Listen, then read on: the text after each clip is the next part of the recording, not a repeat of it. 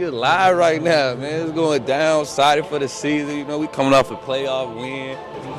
I mean, you know, we had a couple wins. At least pride-wise, made me feel good because you don't ever want to get swept. And I've never done this. I wouldn't wish this on anyone. If you ask me, can the Bucks win Game 5? I'd put it at 100% confidence. Yes.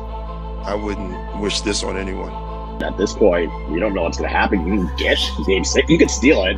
I wouldn't wish this on anyone. Winning Game 6 and 7? I wouldn't wish this on anyone. I don't think they're going to win the whole series, but I wouldn't wish this on anyone.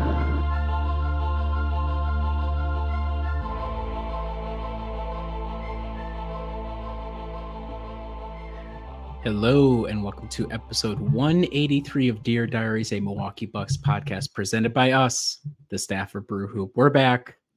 Been a while since you saw us for an instant reaction podcast. It feels like a lifetime ago that the Bucks crashed out of the NBA playoffs, but we are here to break it down for the first full episode since the playoffs started. I'm Riley Feldman, one of your usual co-hosts, joined this week by my other usual co-hosts, Adam Paris and Kyle Carr. Gentlemen, how are we doing this evening? I have survived Las Vegas. From the last time I spoke on this pod, I was who knows how many drinks in at Las Vegas at Caesar's Palace. The nights just kept getting later and later. But otherwise, I'm good. Things are finally turning around. So, you know, it's been kind of nice not having to worry about basketball for the last almost month, it feels like.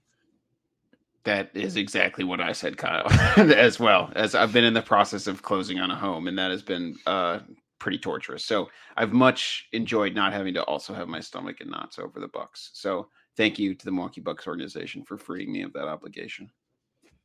It's messed up because we need the Bucks to give us impetus to do the podcast, but the podcast also kills us slowly but surely. So it's kind of it's a vicious cycle we're stuck in with the Bucks. I've also been doing well since the season ended. Volleyball is in full tilt. Things are going well up here at the Twin Cities. It's good to be back to do a little recap of the season, one last talk before we can finally clean the slate and move on with our lives. Since we last talked, it was essentially our versions of Custer's Last Stand. On the last instant reaction podcast, we brought out all the stops. Unlike the Bucks in Game 6, we had Kyle call in from Vegas. Adam went into the lab, came up with a new intro, especially for Game 6.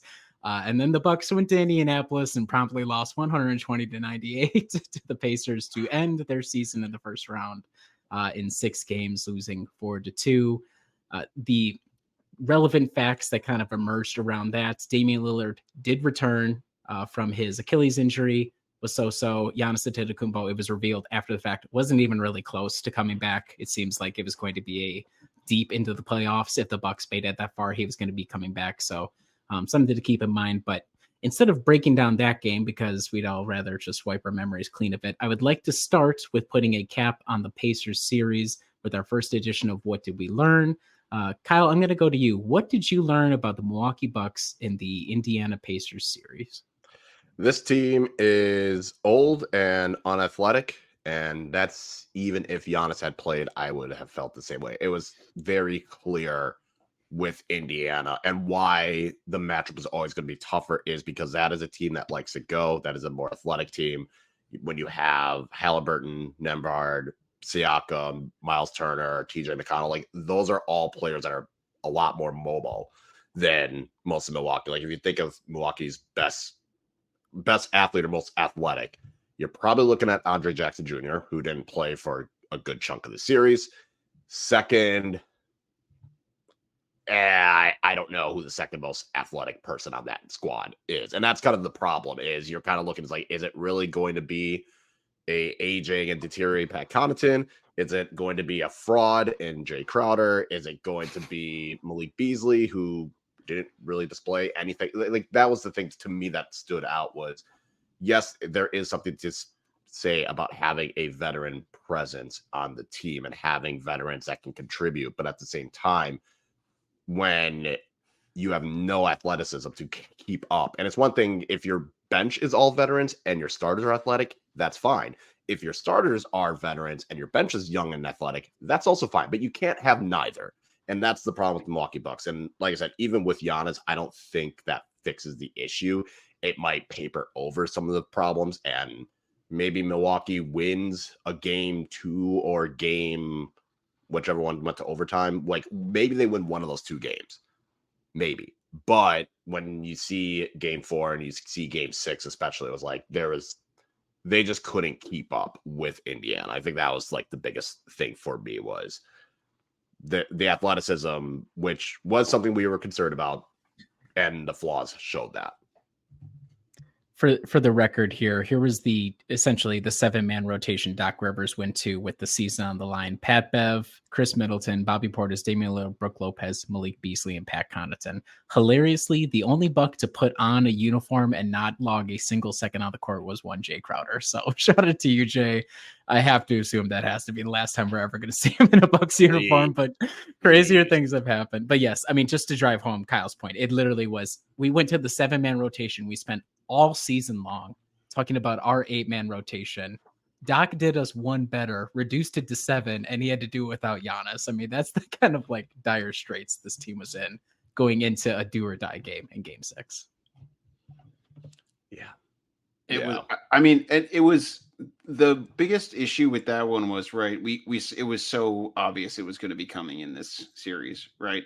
And I don't think, I think Doc shored up the transition defense some, but you could just see Indiana was hypercharged, and it didn't help when the Bucks would miss a layup. It was basically an automatic bucket on the other end for the Pacers, and that was pretty brutal to watch. I thought the inability to kind of match up. We didn't see any of the sort of pressuring at 90 feet that we've seen in past years, right? I don't know if the Bucks really had a player that could do that outside of Andre Jackson Jr.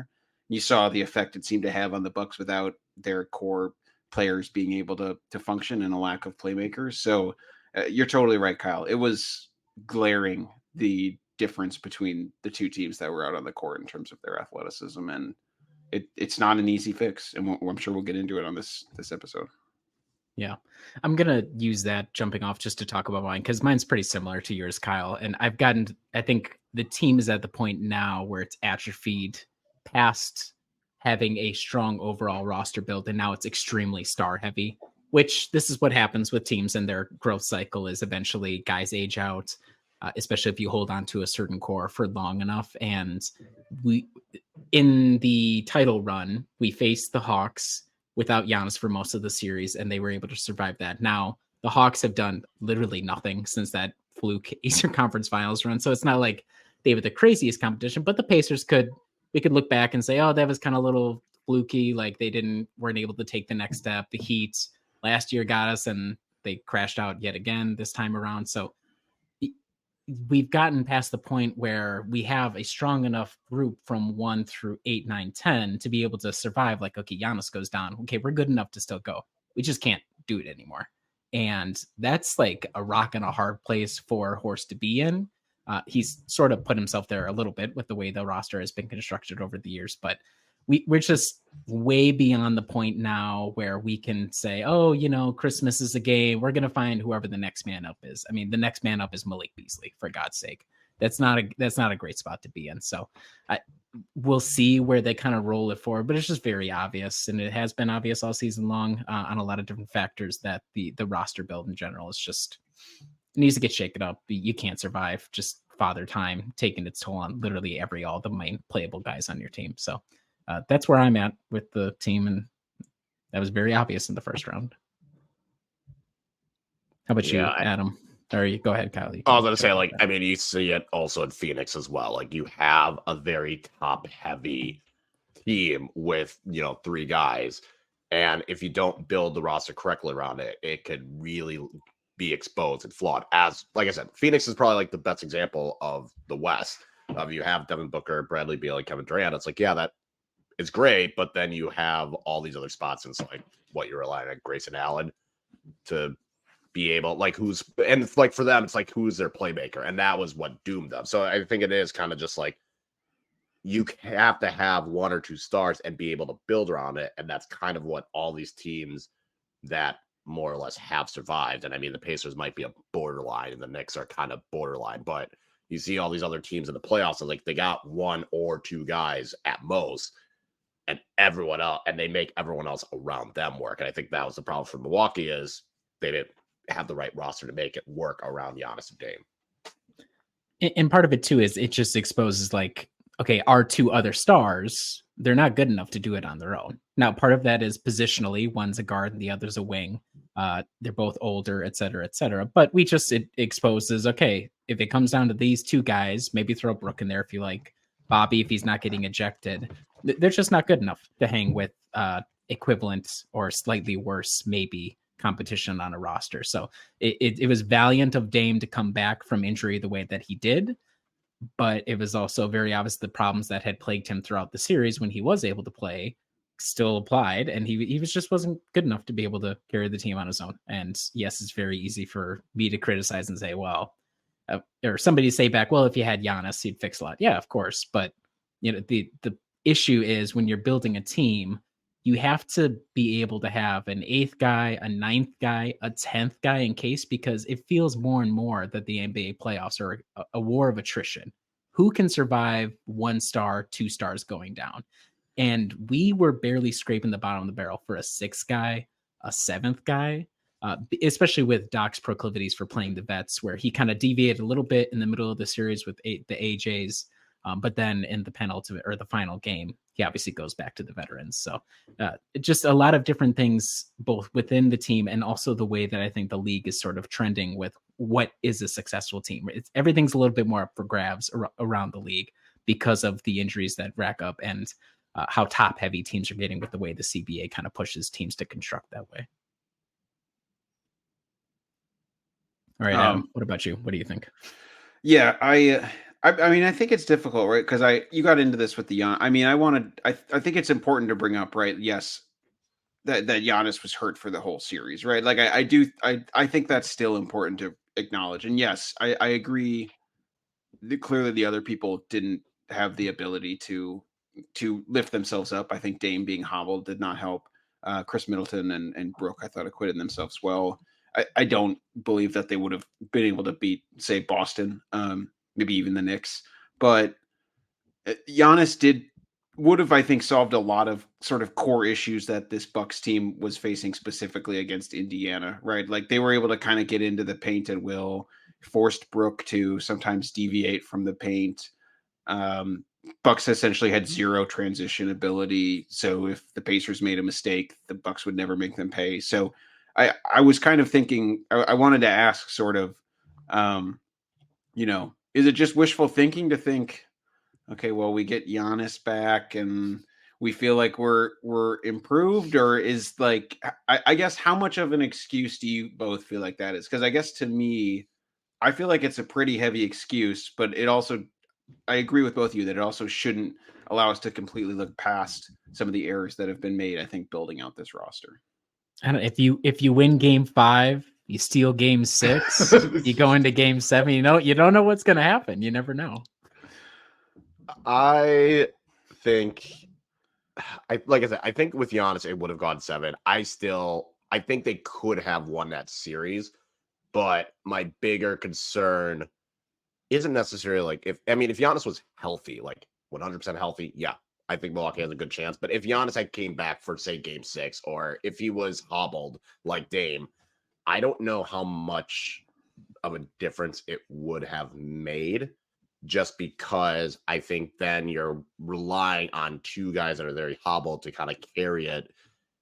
And I don't know. That's like, I keep coming back to that feeling of, would Milwaukee have been able to keep up with Indiana? And like I said, maybe they would have stolen the one that happened in the game that went into overtime. Maybe they steal that one, but there's still 2 other games where Milwaukee kind of lost control near the end of the game. So it's like, I don't know how much Giannis being there fixes that.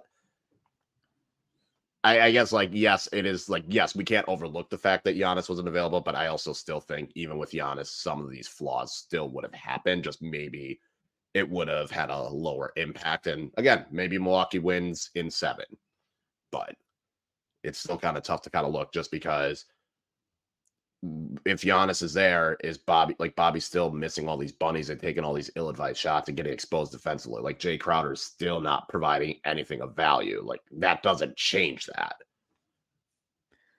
We talked all season on this podcast, on the site, through the discourse of how disappointing the team was, in large part because I think we felt, even though they got to the third seed, they were the second seed for most of the season, that the ceiling could be high, but the floor, I mean, this sucker could go flat real quick if things did not go well, even with Giannis having one of the best seasons of his career so far, playing in a way different from what he's done in the past. So I think it is reasonable for the team and for when you're analyzing things to say, look, you build your team around whoever your core star player is. Giannis is one of those guys. If he's not out there, it's going to be really hard to overcome.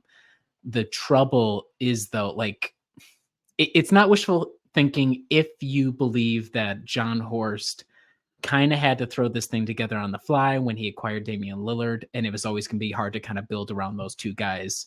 One, for them to learn how to play together, and then two, before you even see them on the court, designing the rest of the roster of what does the rest of the roster around those guys look like.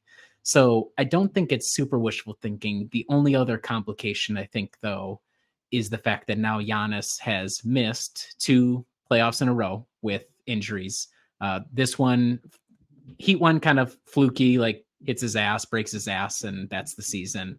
This one seems a lot more wear and tear. Seemed like there were warning signs that Doc and the medical staff didn't really iron out amongst themselves. They can deal with the blame game internally. But I think if you believe that heading forward, Giannis and the team will maybe do a little bit better of a job of trying to reduce the wear and tear on him. And if you think John Horst is ready or capable of kind of doing a better job of building the core or the marginal pieces around his 2 top guys, I think it's reasonable to have that take. It's not going to be satisfying, I think, for a lot of people because you have had 2 first-round exits in literally the smack dab middle of Giannis's prime. So to say fluke, just kind of stay the course, I think can be hard for people to hear understandably, but I don't think it's wishful thinking. It's just a shame that it happened to the Bucks. History turns if he doesn't break his ass, I think. Like, who knows where that series goes? Who knows where the team goes? Maybe Bud is still around. So there's a lot of different turning doors, and this is just one of them. So it's not unreasonable. I think you shouldn't be getting hate for wondering if Giannis is out there, if the Bucks would have played better. I think I agree with that take.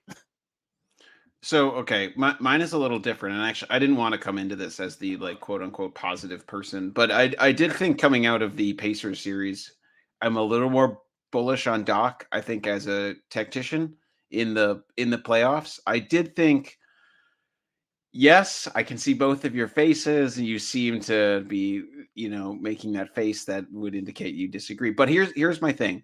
I think we know the issue with Doc, right? The issue with Doc is he's going to rely on veterans and he's going to rely on players that probably shouldn't be out there. I would say Danilo Gallinari, that one game aside where he played kind of okay, is probably the most egregious one, right? But he did have times where he went to Andre Jackson Jr. He had times where he went to AJ Green. He did completely bench Jay Crowder, right? Like, he just took him out of the series. And I think that's one of the most surprising things of the series to me. He went to the scram switches in game 5. I thought he had a few different tricks up his sleeve, in terms of trying to make sure they got Brook downhill to keep some semblance of points pouring in, because there just really wasn't much other offense in there.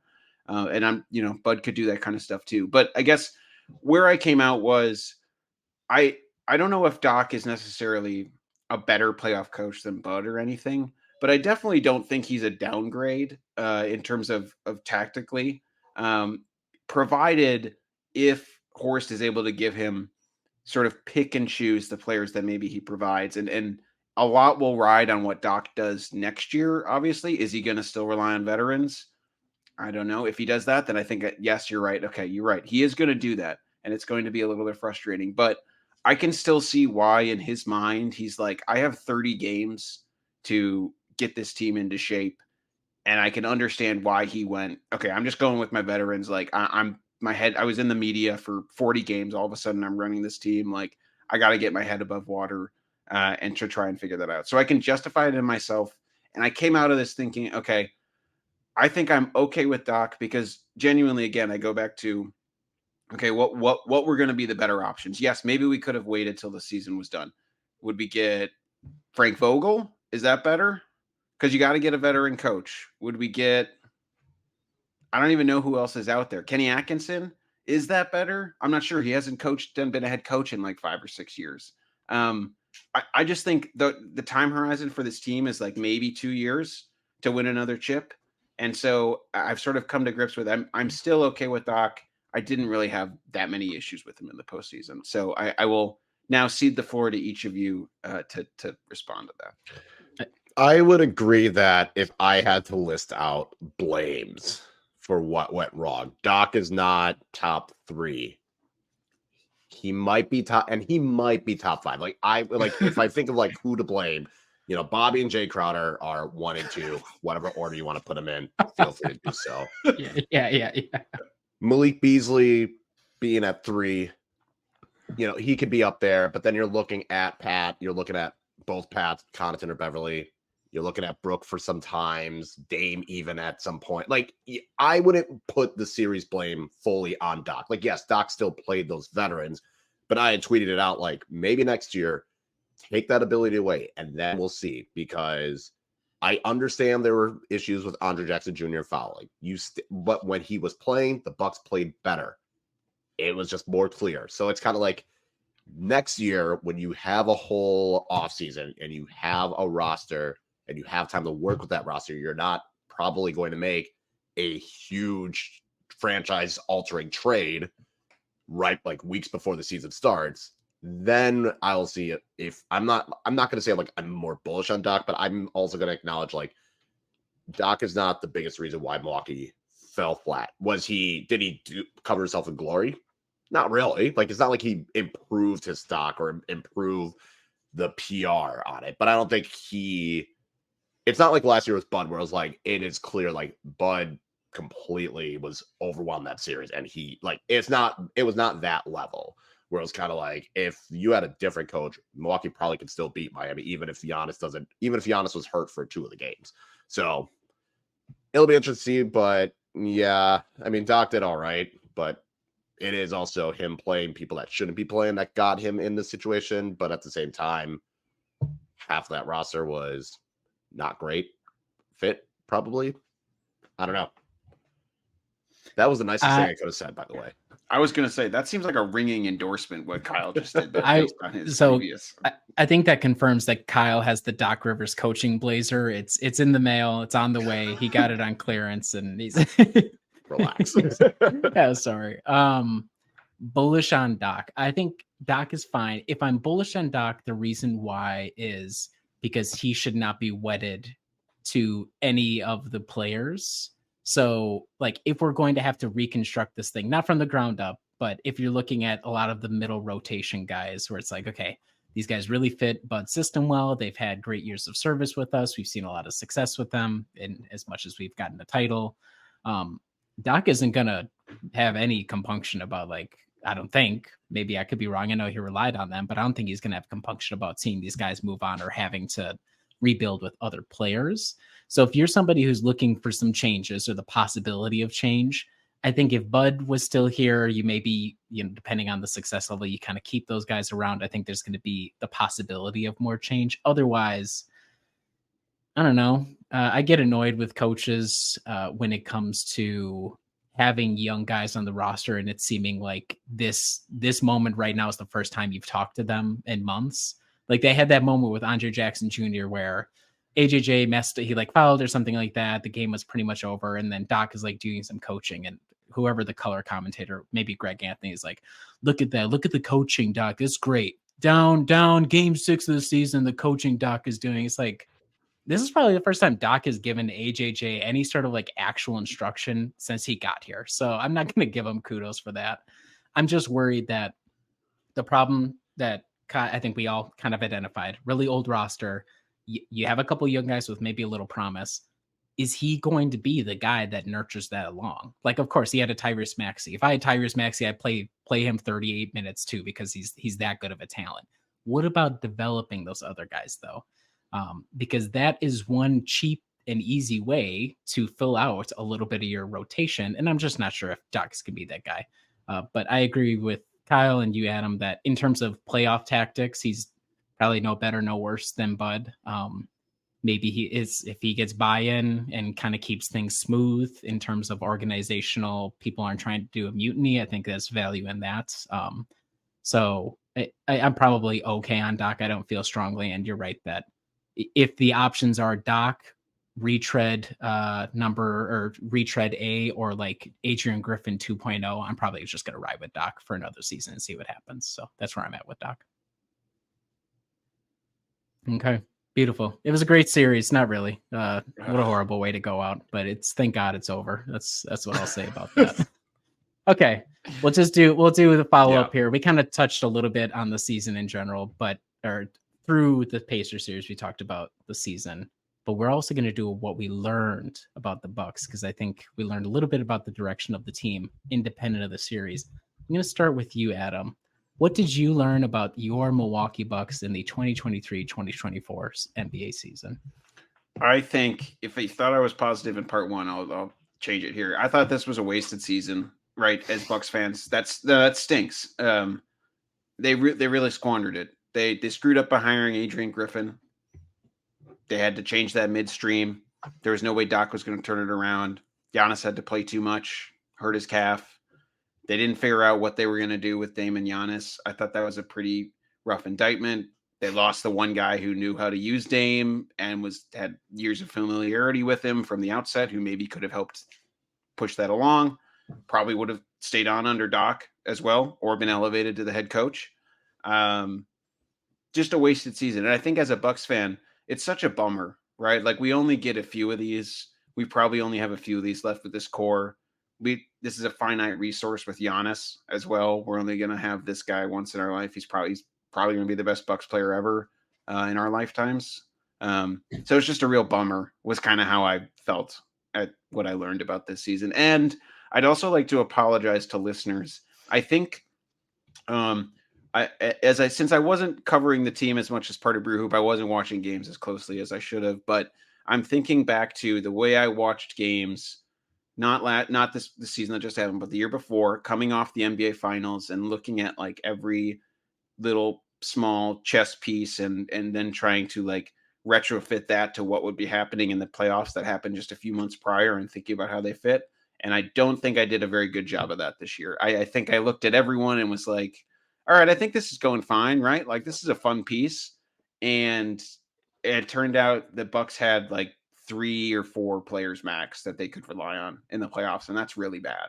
So I would like to apologize for listeners for not including that enough. The only way I think I lived up to my standards there was saying we need to trade Bobby Portis all season. But other than that, I'm going to try to have a more playoff focused lens, because I think that's going to be important for us going forward with all of these role players that we're talking about too. So that's what I learned this season. Some self-reflection as well.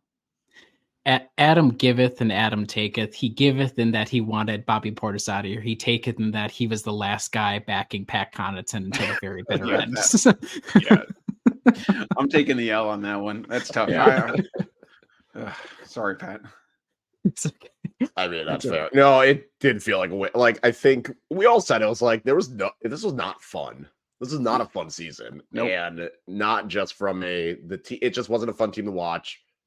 It wasn't a fun team to cover. It kind of felt like all the problems were very evident and there's nothing new. At least with Adrian Griffin, they were scoring a bunch, so that was fun. Like, at least there's that. Like, for me personally, I was like, at least they're scoring 140 week in and week out. That was nice. Like, if we're going to be bad, at least make it entertaining. Like, give me something. And they did.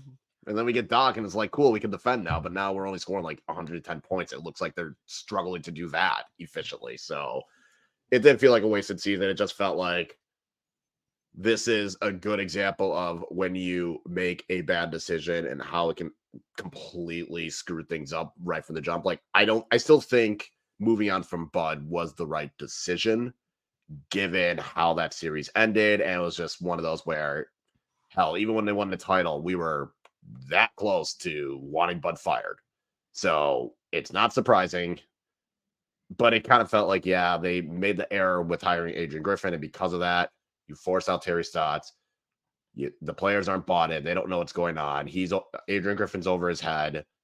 You got to cut loose with him. And now all of a sudden you're bringing in Doc and he's got to, it's just kind of one of those where, yeah, it kind of felt like bad decisions just caused the whole season. Kind of like what Adam said. It was just a waste. So I do agree with that. It was a waste. And I want to formally apologize to fans for making them think that Bobby Portis deserved an apology from me. Because in the end, we determined that Bobby Portis, and he owed the apology to me, to Kyle, to Adam, to all of us. And I hate doing this because Bobby seems like a good guy who really embraced Milwaukee. However, what I learned from the season is Bobby Portis owes in each and every one of us an apology.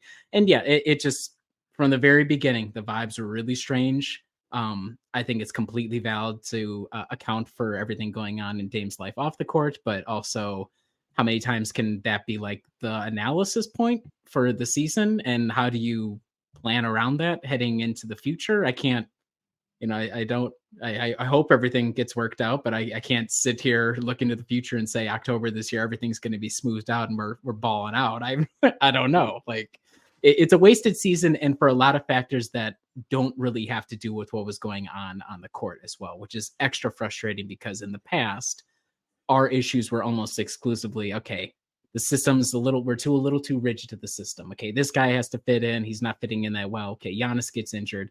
I mean, there was so much more of a circus around it, which made it even worse. And it wasn't even a circus of, is Giannis going to leave? It was just like chaos from start to finish. So echo a lot of Adam's points. And we felt it. I mean, we appreciate the apology, Adam. I speak for the listeners. But I think we also just kind of, if you took the collective of our talks over the season, I think we kind of felt that something was not going to go right in terms of a 16-game team here. So I agree across the board. What about you, Kyle? What you learn? I learned that there are going to have to be decisions that are made that I'm calling it the F your feelings. Decisions are going to have to be made with this team. And I think it was clear that, especially when we got close to the trade deadline, you're going to have to make changes. And I think that's also the thing that I learned from the offseason. If you already made the bad decision with hiring Adrian Griffin, okay, fine, you hired Doc. And like you said, Riley, Doc is not married to any of these players. It doesn't matter. He might want almost all of them to go. And that might include, like, you're probably going to have to part with Bobby. And yes, I understand Bobby loves Milwaukee, embrace Milwaukee. And when Bobby is on, he is 10 out of 10. Like, he's the guy that you love more than anything. But when Bobby is off, he is the guy that you cannot wait. Like I said, it was awkward walking through the Milwaukee airport and seeing that Bobby Portis, like, City of Milwaukee ad. And I was like, that might not last much longer. I don't know if they have a backup plan for it. Kyle's like, this is going to be a souvenir soon. I might as well just take this because this is going to be worth a little money soon. Yeah, but it was just one of those where, and Riley will talk on it later, but I think there are going to have to be decisions that are made that are probably going to make people upset. Like, yeah, there might have to be a parting with Bobby and Pat and Brooke and even Chris. Like, those are all on the table. Like, you might have to make decisions of, yeah, I get what he's done for this team in the past, but we have to make changes. So fans might get upset about it. Like I said last year, unless your last name is Adetokounmpo, and even one of those is not even guaranteed anymore, you cannot say Buck for life. Like, everyone is on the table, and that is even more of a thing this offseason.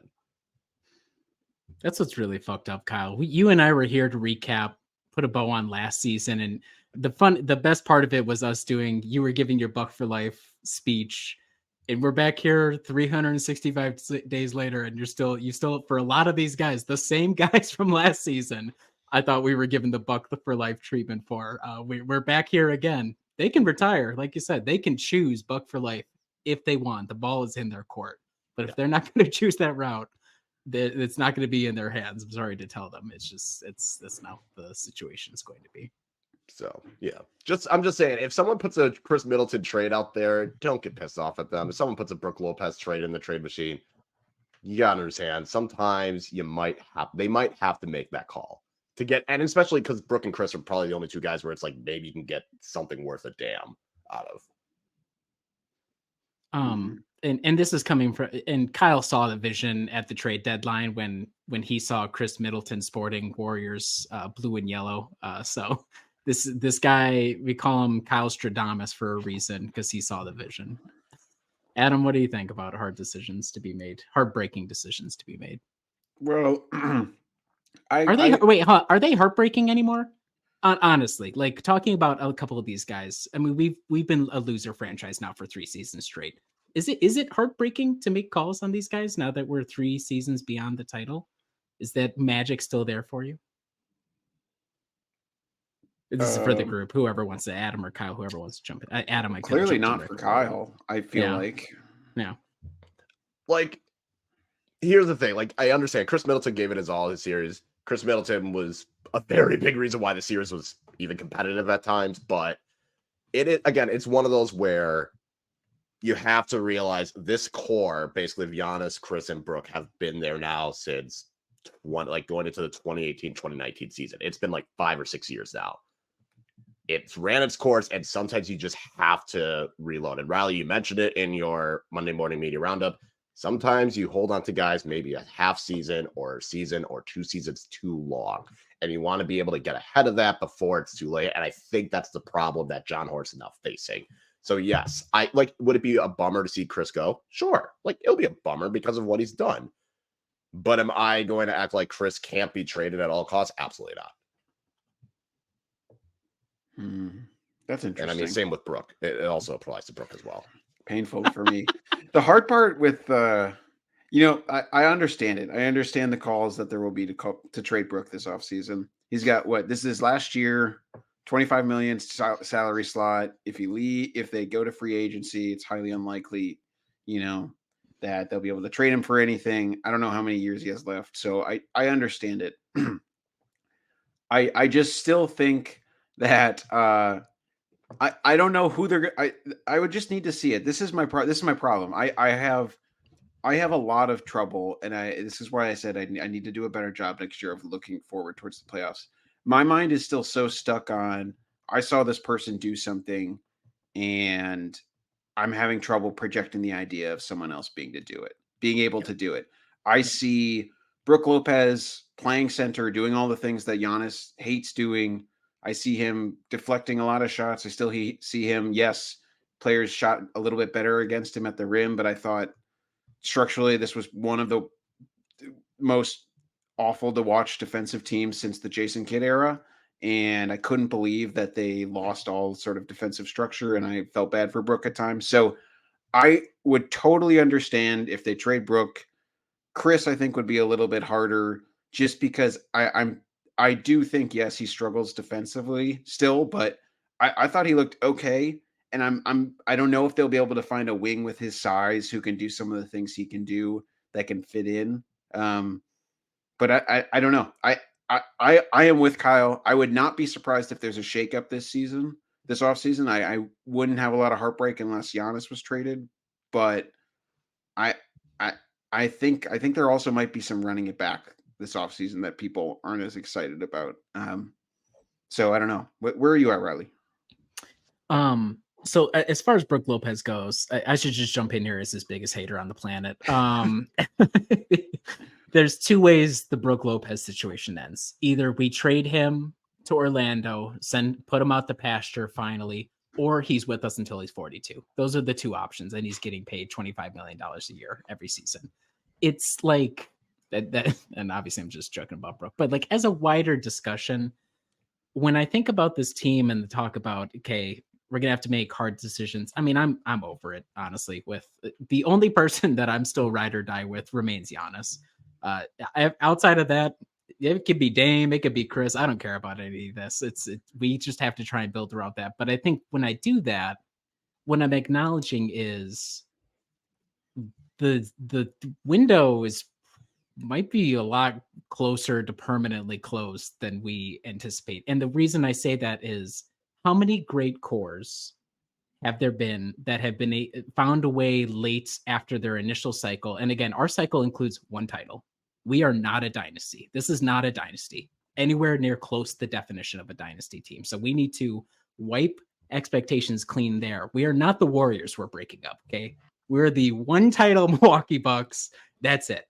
And when I think about like the Warriors or any other great like dynasty teams, trying to rebuild and what's that second life is really hard. It's super rare they do it. It's like by the time you start taking these pieces away, you're already dead and you just don't know it. You're like just attending your funeral. You're just late to it. That's all it is. So I think that's like what's hard about it is by the time you're like, okay, it's time to start making hard decisions, it's probably already too late, honestly, with the way that the cap is set up, with the way that guys age. I'm not saying the team has no chance because it also feels like the league is ever more and more open for anybody to come out of the blue and be competitive. I mean, we've seen it with the Celtics. Drew Holiday's playing like you would expect. Porzingis gets injured. The Pacers are kind of like the up and coming team, but who knows who's going to take a step next year. So this is not to say there's no possibility, but I'm just like having a tough time feeling anything about it because we've lost 3 seasons in a row. We never were a dynasty, and we're probably now a little too late to make whatever that rebuild is really like stick and be effective. So I guess indifference is where I'm feeling with the team right now. I'll root for him all the way through. I'll go with Giannis till he retires or leaves the town. But otherwise, yeah, I'm just kind of indifferent to the whole situation. I think that's the tough part that John Horst is now at is like, how do you roll that forward? So I don't know if that's too bleak or if I'm, at all close to whatever the analysis is. But I think that's just kind of the feelings. Like we're talking around the fact that beneath our feet, I think things have shifted in a way that it's going to be hard to come back from, barring injury luck going our way yet again. Well, okay, wait. Would you rather then shake it up and go Giannis 2.0 Bucks, or try again here and shift a couple chess pieces? Giannis 2.0. Really? Yeah.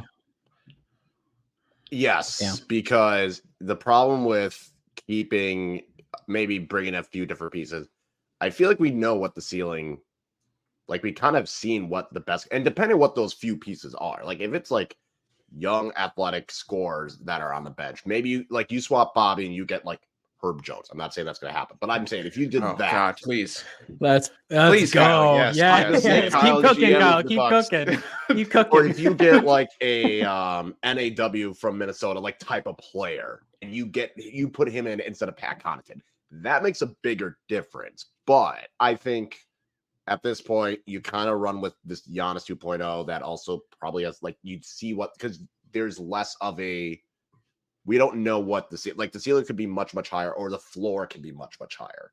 Because right now I kind of feel like the Bucks ceiling is maybe they get to the finals, and depending on the matchup, maybe they could win it, but I don't think they're going to beat Denver. But if they played Oklahoma City, sure, I can be talked into it. If they played Dallas, sure, I could have been talked into it. If they play, if they didn't play Denver, then sure, I could be talked into it.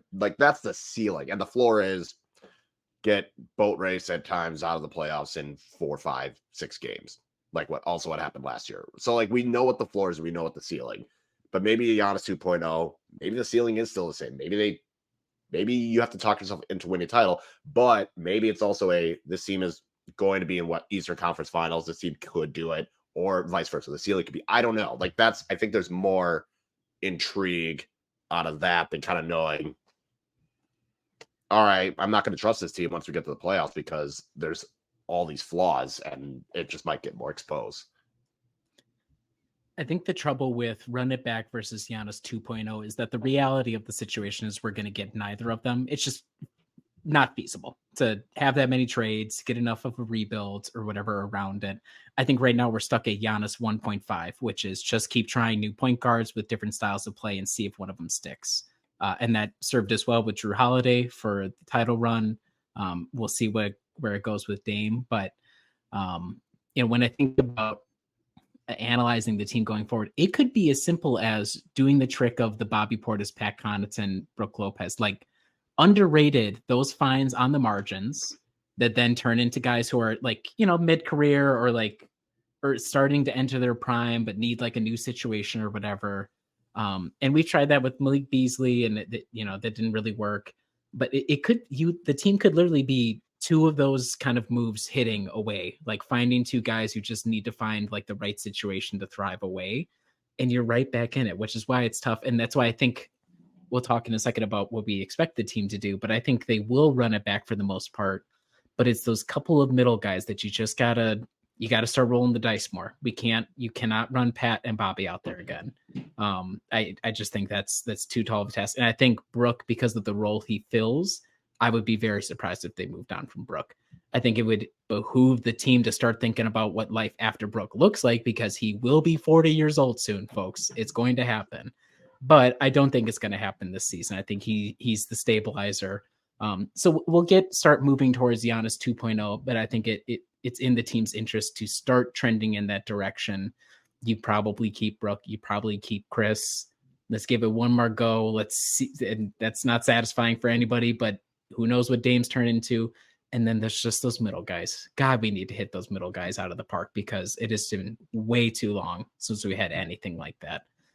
I've been living in the semi-Ojale world for way too long now. It's just been one long nightmare, and we need to put a stop to it, John Horst. So that's my feeling on the direction of the team. And I'll just finish my point with what I learned from the team this season, which kind of goes a little bit against that. Everything is up for grabs, in as much as the machine that this team was from 2018 through 2013 or 2023 is dead. It was a extremely well-run organization. There was no drama. We had the right character around the team. Giannis was on the upswing. You never had concerns about the GM and the coach being out of sync. You never had concerns about the coach and his star players not getting along or seeing eye to eye or whatever. And the second we hired Adrian Griffin, the dream was dead. That was like, and it's not even fully Griffin's fault. It's just that's how things played out. Wrong guy at the wrong time. So if we're expecting, I'm not even expecting like massive changes. I'm just saying like that machine, that reliable machine is gone. So who knows where this team goes? I think at this point, any expectation of like, title glory, it could be any, I think this season where we said it could be as high as a title and as bad as really like borderline playing if Giannis gets injured. That's just going to be the norm from now for the next couple of seasons, is kind of where my take is at. So, which is a positive note to end on. I don't know if anybody has final thoughts on what they learned from this year. No, I don't want to talk about this year anymore. Yeah. Okay. Adam, any final thoughts on the season that was? Yeah, not really. I'm interested in what's ahead. I think I don't know. Maybe I'm more optimistic. Again, maybe I'm back to being more optimistic than you two. You bring balance to the force. Okay. Our last segment here before we go to the miscellaneous, looking ahead on the season, off season to come. Couple of things just to set the table. We had the John Horst, will he, won't he, to Detroit Pistons. The ownership said, you ain't going nowhere, even if you want to. John Horst presumably is going to remain as GM. He has been denied the opportunity to interview for the Pistons president of basketball operations position. I will read to you guys who is on right now the cap for the 2024-2025 season, just so we know the roster as constructed. If no moves are to happen, it would be Giannis, Chris, Dame, Brooke, Bobby, Pat Connaughton, Marjan, the AJs, Chris Livingston, and I just assume Thanasis will be back, even though he tore his Achilles. So that is 11 players that we will have going on the roster next season, plus the 2 draft picks that the Bucks have, pick 23 and pick 33. I will open it up here. We'll go to you first, Kyle. What do you expect the Bucks to do this offseason, and what would you like for them to do this offseason? Hello, John Horst. You are on the hot seat. This offseason is going to make or break your job. Yes, the Milwaukee Bucks denied you the chance for the president of basketball operations, but you know what, John? If you bomb this offseason, you will get fired, and it won't matter. It honestly is like, that is the biggest thing to watch. We know Doc is going to still be there. How much say he'll on the roster, we don't know, but we've been saying it now. Like Riley said it with the middle guys, you have to hit on those. You cannot keep Pat Connaughton and Bobby Portis. You cannot miss on filling out the rotation guys, let's just say. I said, take away the veteran option from Doc, bring in younger guys. And I think, and it's kind of one of those things where John Horst has to get it right. He needs to get his draft picks right. And I'm not saying they need to come in and automatically be rotation players or borderline stars. I'm not expecting that. I don't think that's going to happen. But you at least need to draft a guy that shows something like an Andre Jackson Jr., AJ Green. Do you have a tangible NBA skill? Like, do you have a good skill that can be useful in the NBA? AJ Green, it's his shooting. Andre Jackson Jr., it's his athleticism and ability and his guard and his defensive capabilities. We don't know about Marjan. We're giving up on Marjan. But even like Dante DiVincenzo, it was at least you could sit there and be like, he can do these things. He has tangible NBA skills. And I think that's going to be the biggest thing is you keep those draft picks. You continue to have more youth in that roster. One, so that you're not having Doc rely on these older veterans that may or may not be it. But also, two, it gives you more of a cushion for, okay, if we can't hit on these middle guys, or especially the end, like vet minimum guys, you have guys that are younger, there's more of a positive outlook. But I think you have to, if John Horst is going to do anything, it has to be those guys that are basically the 2 guard and 3 of the guys on the bench. Like Malik Beasley, that was a good gamble. It worked for parts. It didn't work for parts. That's a good move you make in the regular season. Didn't work out in the postseason, but at least in the regular season, and especially early on, that looked like a good move. It was also for a low cost. Low risk, high reward is what John Horst has to look for, just because you can't really bomb the middle. And that's what he did with Pat, and that's what he did with Bobby, who did earn those. Like, they did earn that. It's not like we just gave it to guys that were bad. Like, they earned it from Pat Connaughton from his years prior, Bobby for the title run, and a little bit around that. But you can't keep, like Riley said, you can't keep both.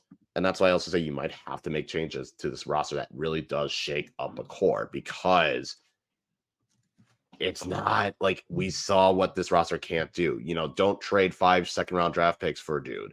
Don't do that again. Do not bring Jay Crowder back. If you bring Jay Crowder back, I'm quitting. I will quit in some capacity. I don't know what it will be, but I cannot do another season of Jay Crowder being here.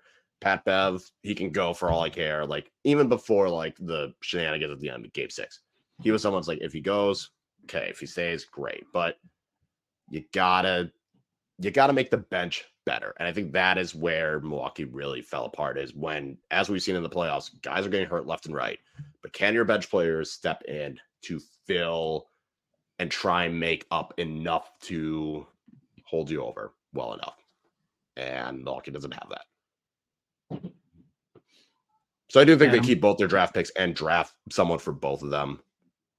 I think that'll happen. They need a draft an athletic big for that life after Brooks situation. Get someone in now, get him a year to hopefully get an idea, so that if Brooke ever leaves when he is 40, 42, 50, you have someone ready to come in at least. Because we also saw Bobby Portis as your backup big cannot work either. Yeah. God. I just don't want to have to live with the Giannis Brooke or Giannis Bobby lineups as the small ball option next year or whatever. I think Kyle hit it right on the money. I think it's on John Horst has got to work some of his magic. I think I would say overall he's gotten lots of big stuff correct, and then has been okay on the margins. Not like out of the park, but he's been okay. And lately he's been bad at that, I would say, or not as good as he was early in his tenure, right? He needs, like you both said, he needs to hit on some sort of mid-career person. Possibly Malik Beasley, I think, was for a minimum, that's pretty good, right? Like, that's pretty good. It's not an out of the park, but it's good. And I want them to draft people. I want that exclusively for the excitement of it, but I am wary of them drafting 2 people, because I do think if they draft a rookie, there's very little chance they will be beneficial in the playoffs. The crazy part about Andre Jackson Jr. having like one of the best net ratings in the playoffs is that he had one of the worst net ratings all regular season for the Bucks, right?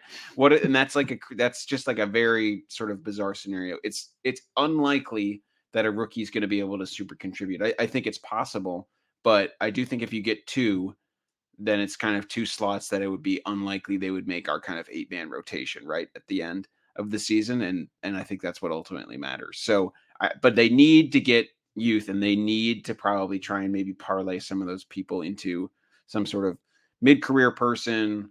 I think some NAW. I mean, like the Pacers series. I just can't. I kind of can't stop thinking about how the Pacers are terrible defensively, and they still had like, Nembhard would be what, the best defensive player on the Bucks. Neesmith would be what, the probably even better, by far the best defensive player on the Bucks, maybe level with Andre Jackson Jr. Right? And they don't. Well, he kind of fouls as much as Andre Jackson Jr. But like, that's a team that stinks at defense and has two individual defenders who you would say are better than almost anyone on the Bucks, at least in the guard slot. They got to get someone like a even just a Javon Carter or whatever, right? Like, sure, Pepev did his thing, but I don't know. I mean, we'll see. He did his decent stuff in the playoffs, but they need new pieces. But this is all sort of my eventuality of getting back to the point of, I think they're going to run it back more than fans will like with the top level players. And I think people are going to be restless about that. I don't think they're going to like that very much, but I'm still kind of the opinion that I'm struggling to see. I don't think anyone would really want to trade for Dame right now. So I don't know what pieces he would get. Maybe someone would trade for Brooke. He could get some stuff. Maybe Chris, but like, honestly, Chris probably means more to Milwaukee, has more value in Milwaukee than anywhere else because he's always so injured and people are wary about that. But I just still kind of believe that I don't know if they're going to find a more talented player than Dame to pair with Giannis for the rest of his time in Milwaukee. So I think they're going to bet on that. I think Dame, whatever happened, was happening in his personal life. I think maybe he'll come back more energized with Giannis. I mean, by all accounts, he's been like an amazing. Dame is like a really great culture guy. That's why I always thought him like not smiling on the court was like a really weird story all season. Like, so I really think that they're going to depend upon running it back on the top level, and then Horst needs to shift deck chairs underneath that to get some more reliable options to give the team more versatility, because in the playoffs they just didn't have any of it. So it's kind of my predictions and wish list, I guess, all in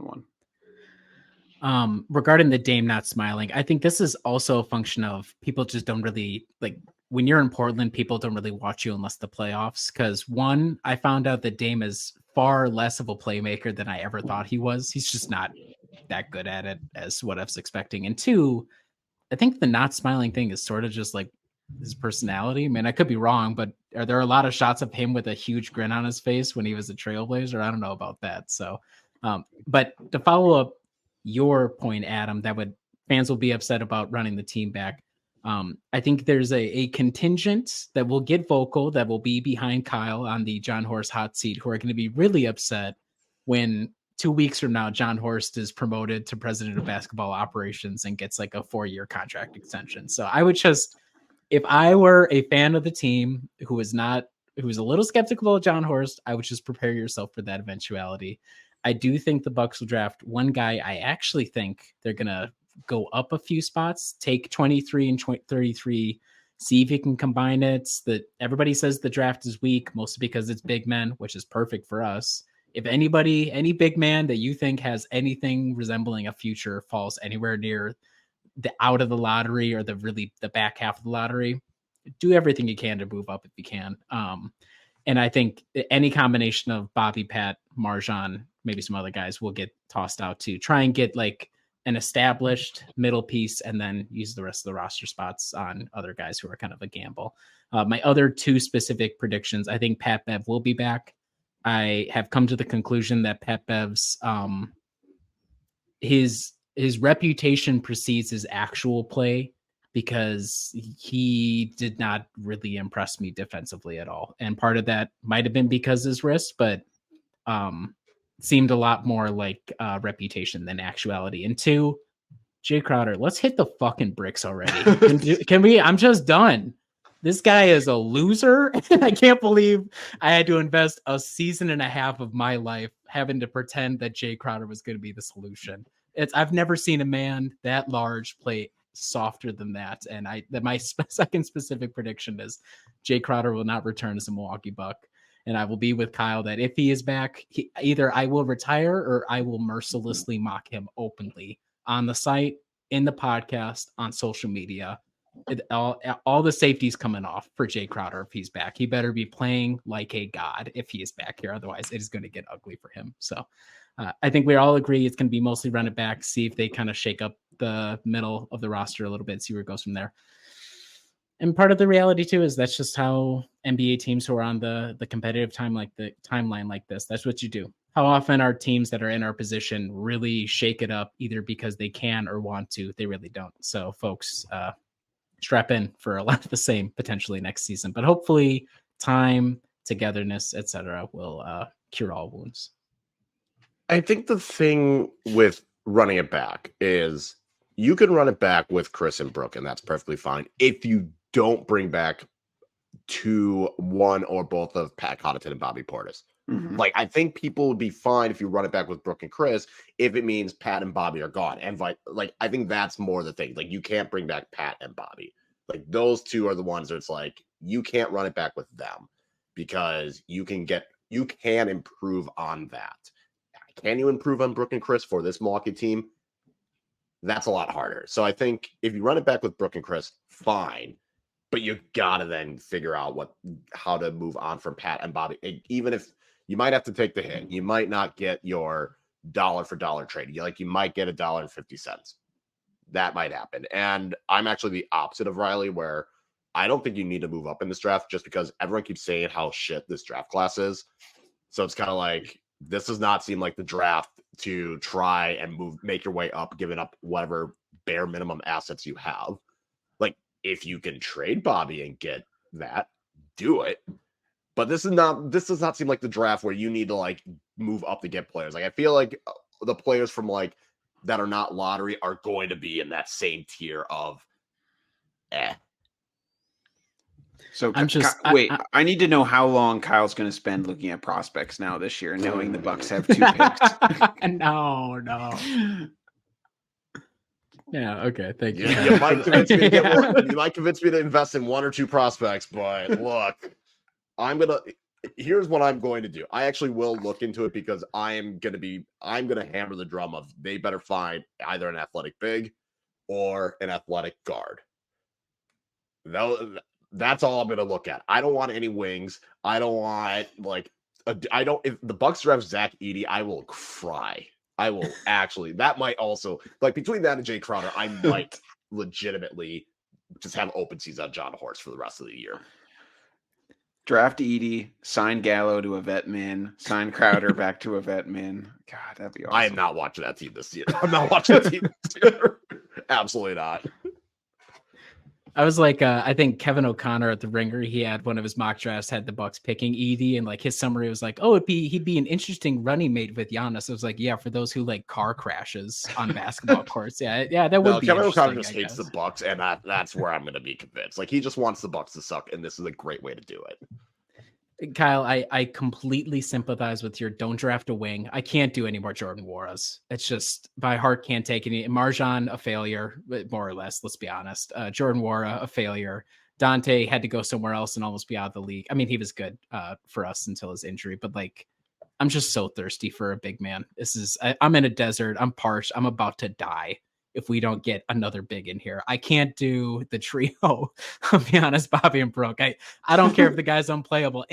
I'm so thirsty, I may even go for Zach Edey. That's how crazy the situation is. Just to mix it up, please. But that'll probably be literally, honestly, the extent of our draft analysis until the picks actually happen. So you're welcome, Deer Diary listeners, for the draft breakdown. Yeah, like right now, the Ringer has Darren Holmes II. He is a center who is 6'9" with a 7-foot wingspan. And it's like, what is this? That's Riley's dream. That's who Riley wants. This seems like Bobby. It seems like the defensive version of Bobby Portis, where he can't do anything. Well, okay, his pros are shot blocking, hustle, and interior scoring. So literally the exact opposite of Bobby Portis. Honestly, I do think this would be like my last analysis point. I do think the fact that we have Brooke, he anchors a defense that worked for a long time. It went downhill this year, partially because the perimeter defense wasn't there. The reality of Brooke is he hems you into a particular way of playing on defense. And literally the only reason I want any big man with a pulse that's not Bobby Portis is can we unlock any other possibilities on defense that aren't restricted to just Brook or forcing Giannis to play in a way that he really doesn't like to do? So that's it. That's all I want. I just want the tactical flexibility. Even if Brook is back, it doesn't hurt us to have an option that isn't Bobby Portis having to play on the perimeter in a switch defense to try and hold on for our dear lives. So that's why I'm hammering on the big man thing. I think that's the bit. I'm glad you brought that up. That's the biggest thing they need to figure out. They need to have a Giannis at center lineup that Doc can roll out, and that will have some sort of defensive, but that also has a baseline defensive pulse if Dame is out there that will be able to function. They haven't figured it out since the playoff, since PJ Tucker was here. They haven't figured it out, and they need to get it figured out. So, agreed. All right, beautiful. I think we're going to use that as a point to put a bow on the 2023-2024 season. It was one of the seasons of all time. We look forward to seeing what John Horst does in the kitchen to cook up something great for us next season. With that, we're going to move on to our last miscellaneous segment of this season. We're going to jump right into rapid fire questions. We're going to start right with our friend Bobby Portis. I think we're of a consensus here around the universe that Bobby is no longer going to be a member of the Milwaukee Bucks after this summer. So I asked you guys, which role player is most likely to pick up all of Bobby Portis's endorsements in the Milwaukee area once he leaves town?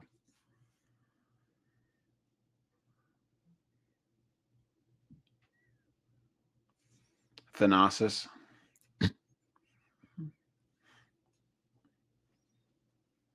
AJ Green. Someone's gonna have to take it.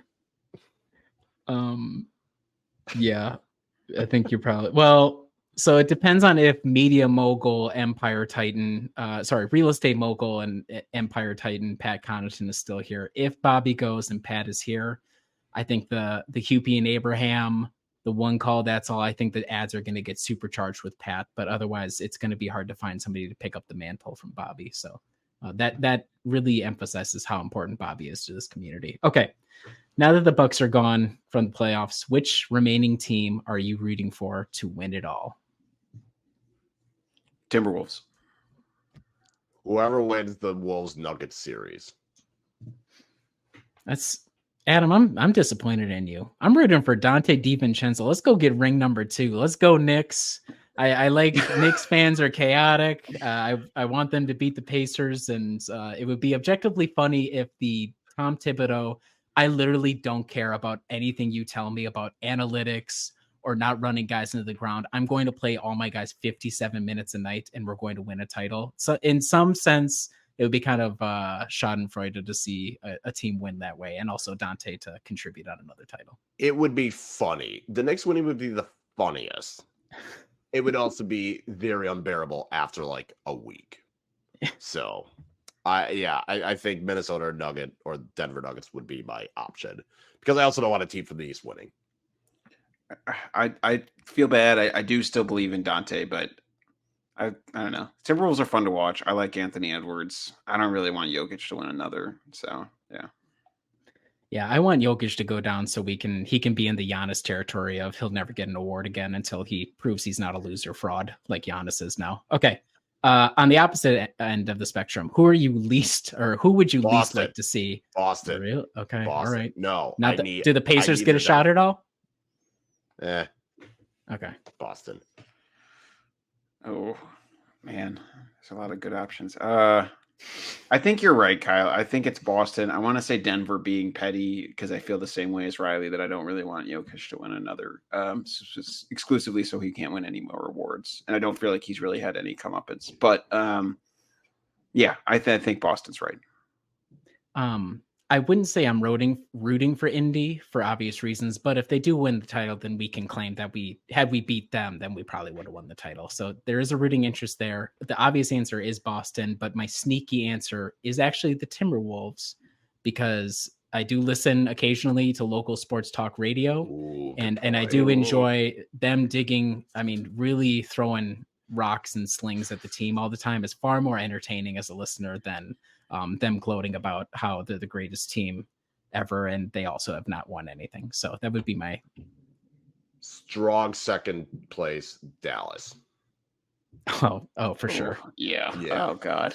I can't see Like, Jason Kidd winning. Not in this I lifetime. can't see Not for Jason me. Kidd winning. I don't want to see Kyrie. I don't want to see Luka's gonna be after Embiid. Luka's next on the okay, but when are you gonna win something, guy?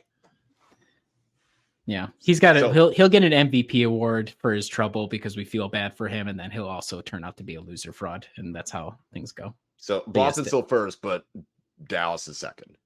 Okay. All right, here we go. News across the wire, just breaking before the podcast went live. Doug Gottlieb hired as UW Green Bay head coach. My question for you guys, in the context of each hire, which was more insane? Doug Gottlieb being hired to coach UW Green Bay, being told he can keep his radio show, or Adrian Griffin being told he's going to coach the title aspirational Milwaukee Bucks this season? Which is the more insane hire? Doug Gottlieb, because why the hell would you hire him? At least Adrian Griffin is like, you know what? Take a chance on a new guy, fresh blood, young mind, whatever. You can talk yourself into that. I can't talk myself into Doug Gottlieb. And he gets to keep his show. Like, what he's going to talk about, like his previous. I don't even listen to his show. What does he even talk about? No, Doug Gottlieb. This is just a loser decision by Green Bay. I don't have anything further to add. Okay, all right. Sorry, Adrian. I'm sure again you're a fine guy. I just had to have one last pass until we stopped talking about you until the end of time. So shout out to you, Adrian Griffin. But yes, Doug Gottlieb is objectively the more insane hire. Okay, final question. This one goes right back to Kyle's heart. AJ Green. I can't recall what question I asked Kyle.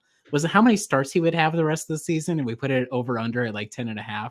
I will say he did not make it, but he and 19 other players scored a point for the Milwaukee Bucks this season. My question to you guys, where do you think AJ Green ranked in terms of total points scored in the regular season for your Milwaukee Bucks?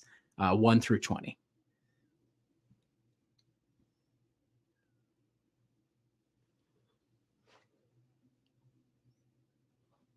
I'll say 12. 9. We're going to split the difference. He was 10th with 252 points. He added over 100 points on his previous season where he scored 150. So shout out to you, AJ Green. He was just beneath Campaign and just above Marjan Beauchamp at 9 and 11th on the season. So shout out to you, Marjan. And shout out to you, AJ Green. 10th place, right middle of the pack. We love to see AJ Green as our starter next season, see where it goes from there. And that wraps up the final rapid fire of this season. I'm going to jump right in to Fountain Pens with Friends. We're back with a pen, folks. I know it's been a while since I had anything, and this really breaks my heart as a card-carrying member of the Fancy Pen Club of America. I'm here with a ballpoint, and I'm here with a Moleskine and Coveco crossover. I believe this is just a Perkio. It's a ballpoint, folks. Look at this. So Moleskine, you will know this brand because it's at every Walmart and Target in America. I try not to be too much of a hater because the paper quality just isn't meant for fountain pens, but it's perfectly fine for your usual ballpoints, and they have a lot of cool like journal ideas for people to get started, and they're relatively cheap. So I saw this at a Barnes & Noble the other day for like $15. I said, I'll try. Why not? I'm looking for a ball pen. I'm always looking for a ball pen. It's really good. It's like really, really good. The handling, it's got you can't really see the detail on the camera, but it's got 3 flat surfaces on right above the cap for you to rest your 2 fingers and your third underneath. Very comfortable to write with. You don't have to press down hard. The ink runs really well. Like, I never thought I would ever say that a $15 Moleskine ballpoint was a good pen, but this is a good pen. And I've heard that you can get Parker is an ink brand that does ballpoints of all different colors that fits Parker refills. So I'll be able to do all sorts of different colors with that. So if you're at a Barnes & Noble, if you're at a Target, whatever, you will see this and you'll say, wasn't that Riley guy talking about this? 2 thumbs up for it's not a cheap pen. You can get a million Bics for $15. But if you want something a little nicer, but you don't want to do a fountain pen, this seems like a really good option for you. So shout out to you, Coveco and Moleskine. I'm impressed. All right. Okay. I'm glad we ended that segment on a high note for the season. And we're gonna end on a different kind of note for Kyle's last film review of the season. It's Madam Web. Kyle, take it away, please. Oh my God. All right. So I had, after everyone talked about how bad this movie was, I was like, no, it can't be this bad. Like, I think people like it can't be this bad. Like, everyone agreed this movie is terrible. I was like, that can't be true. No, like, it's gotta have, like, maybe it's not as good, but it's going to be fine. Like, it's just going to be very blah. Oh my God, it was terrible. It was that bad. Like there are people joking like, oh yeah, Morbius, it was terrible. Morbius, at least you can get some funny entertainment out of it. This was just a complete shit show from start to finish. Nothing in this movie made sense. It's going to be one of those movies where you watch and you try. It's going to be like a challenge. Like, how far can you get into the movie before you just throw in the towel? It was bad. It was terrible. I have nothing positive to say about this movie. Don't watch this movie. Don't make my mistake and think, no, it's not that bad. It is that bad and probably worse than what you expect. And because the cast makes sense, like, it's a cast of pretty good people, like Dakota Johnson, pretty good actress. Sydney Sweeney, pretty solid actress. Like, there's a good list of people where it's like, oh, no, this should work. This should make sense. And it doesn't. It's just awful. Terrible. Like, I can't think of anything positive out of this movie. It's bad. Is this your first 1 out of 10? Would you give This it is a 1 a out of 10? 0. I can't even give it a Whoa. 1. This is 0. It's the Jay Crowder of Marvel movies, is what you're saying. It really is. It really is. I never want to watch this movie again in my life. And if someone puts this movie back in my life, I will have to fight them. Wow. And it's just, that's No, crazy. it's bad. I thought maybe it's not as bad as everyone said. No, it is. It is, and worse. They really lost the juice, huh? It is kind of, there's a lot of It's kind of one of those similarities where it's like they're between- trying to have it in like the Spider-Man world, but like don't do a good job at all of doing that. And it's kind of like, do you want to be a Spider-Man movie, like a Spider-Man universe movie, or no? And they do not know what. And now's one of the bigger problems is they don't know if they want to do that. Feels a lot like the Milwaukee Bucks. We don't quite know what we're doing, folks, huh? That's the sad part about it. It all comes full circle. Madam Web is Milwaukee Bucks. Milwaukee Bucks are Damn. Madam Web. Damn. When you think about it, hey, this is a pretty good cast. Giannis Antetokounmpo, he's an MVP. Damian Lillard, Chris Middleton. And you just think it's gonna come together. So I want to give triple kudos to Kyle for finding the exact right movie at the exact right time to really bring the whole season together on the right note. Thank you, Kyle. We're gonna go ahead and wrap it there. Another successful, quote unquote, successful season podcasting the Milwaukee Bucks. I want to thank Adam and Kyle for being on this journey with me. It's a lot of fun always talking to you guys. I want to thank all the rest of the staff who filled in throughout the season. This is always a highlight of my week, being able to come and talk to you guys, even if the team is not giving me a lot of good vibes on the court. We thank all the listeners, the watchers on YouTube, the commenters. We got a couple of those giving us some thumbs up. We appreciate you. And as always, thanks for reading over on Brew Hoop, because that's the heart of where everything happens for this podcast and for the site and for coverage of the Bucks. We will have more coverage of the offseason as it goes along. Maybe not so much on the podcast. It'll probably be more so important moves, draft, free agency, things like that. We'll be back for. But as always, subscribe, send to friends if you like it. Like if it's on YouTube, leave a review if you like. We love reviews. We don't really get them, but we would love a review, but we're not going to scam you for a 5-star. So please, an honest review is always appreciated. We'll be back probably in a couple of weeks, maybe a month or so for the draft and any other big news that comes up between now and then. But until then, this is Riley signing off. Thanks, guys, and we'll catch you again next time.